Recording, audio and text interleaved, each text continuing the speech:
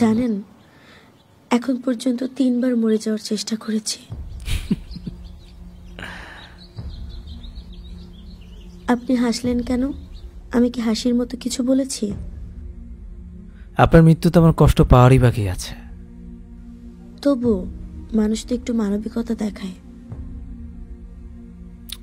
আসলেই মৃত্যুর সংবাদে মানুষ তো একটু মানবিকতা দেখায়। আপনি মরে গেলে আপনার নিথর শরীরের সামনে গিয়ে আমি বলে আসব, আহারে মেয়েটা অনেক ভালো ছিল। আমার মৃত্যুর শোক কি কয়েক ঘন্টাও স্থায়ী হবে না? কারো চলে যাওয়ার ব্যথাই চিরস্থায়ী হয় না। জীবিত মানুষের চলে যাওয়াটা যতটা কষ্ট দেয়, মৃত মানুষের চলে যাওয়াটা ততটা কষ্ট দিতে পারে না। কিছু মানুষকে দেখিয়ে দেওয়ার জন্য আমরা চলে যেতে চাই, এটা কেবলই বোকামি। মরে যাওয়ার মতো সহজ কোনো কাজ এই পৃথিবীতে নেই, বরং বেঁচে থাকাটাই বড় কঠিন। ঠিক কি কারণে মানুষ মরে যেতে চায়? মানুষের মরে যাওয়ার কয়েকটা কারণ থাকতে পারে, কিন্তু মানুষের বেঁচে থাকার হাজারটা কারণ আছে। আপনার মৃত্যুতে পৃথিবীর কিছু যায় আসে না, এমনকি আপনার বেঁচে থাকাতেও না। আমাদের বেঁচে থাকতে হয় নিজের জন্যে। আজকে মরে গেলে 2-1 দিন খুব কাছের মানুষেরা কষ্ট পাবে। 2 দিন খেতে পারবে না, ঘুমাতে পারবে না, হুটার চোখ দিয়ে পানি চলে আসবে। তারপর আপনার স্মৃতিগুলো আবছা হয়ে যাবে। আলনায় ঝুলে থাকে আপনার কাপড়গুলো স্তূপ করে বস্তায় ভরে সেইগুলো দিয়ে হাঁড়ি পাতিল রাখা হবে। আয়নায় লাগিয়ে রাখা আপনার কপালের টিপটা কদিন পর আর আয়নায় থাকবে না। আপনার হাত ধরে এক জীবন বাঁচতে চাওয়া মানুষটা অন্য কারো হাত ধরবে। মানুষের শূন্যতা বেশি দিন থাকে না, একজনের শূন্যস্থান আরেকজন পূরণ করে দেয়। একটা মানুষ কম কষ্টে মরে যেতে চায় না। আপনার মতো স্টুপিড মানুষ একটাও পৃথিবীতে নেই। আমাদের জীবনে এমন কোনো বিশ্রী কারণ আসে না যেটার জন্য আমাদের মরে যেতে হবে। যা আসে সেটা আমাদের নিজেদেরই বানানো। জীবনে খারাপ সময় আসে, শুধু আপনার জীবনে না, সবার জীবনেই আসে। সবাই তো মরে যায় না। একটু হতাশায় মানুষ মরে গেলে 1 সপ্তাহের মধ্যে পৃথিবী জনমানবহীন হয়ে যাবে। একটু দুঃখ কষ্ট অবহেলায় মৃত্যুকে যদি মুক্তি মনে করেন, তাহলে আমি বলবো আপনার চিন্তাধারায় পরিপক্কতা আসেনি।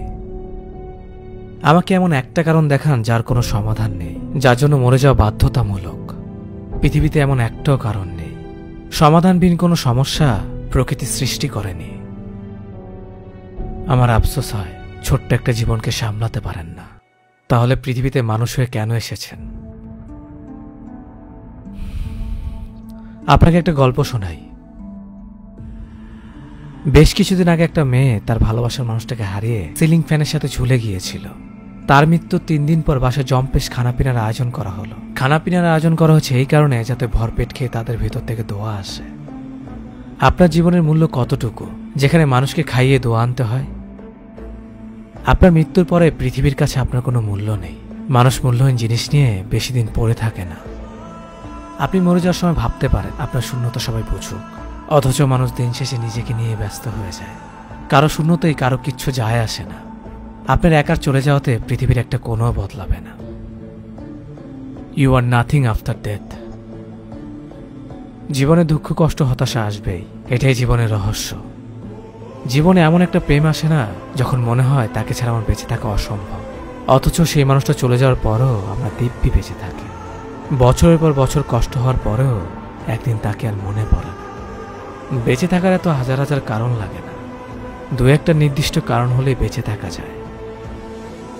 মরে গেলে পৃথিবী তার নিজ নিয়মেই চলবে। আপনার আমার চলে যাওয়াতে পৃথিবীর কিছুই কাঁদবে না। আমরা মূলত কেবল নিজের জন্য শুধু নিজেই। বেঁচে থাকতে হলে নিজেকে ভালোবাসতে শিখতে হয়।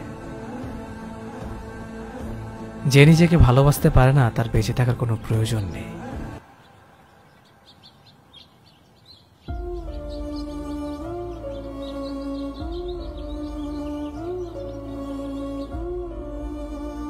এ হচ্ছে আমার গার্লফ্রেন্ড। আমাদের মাঝে সবসময় ঝামেলা লেগেই থাকে। আমি অনেকবার মরে যেতে চেয়েছিলাম, তারপর ভাবলাম আমি মরে গেলে তো সে অন্য কারো হয়ে যাবে। এত এত মরে যাওয়ার কারণের ভিড়ে আমি শুধু বেঁচে আছি আমার গার্লফ্রেন্ডে পেরার জন্য।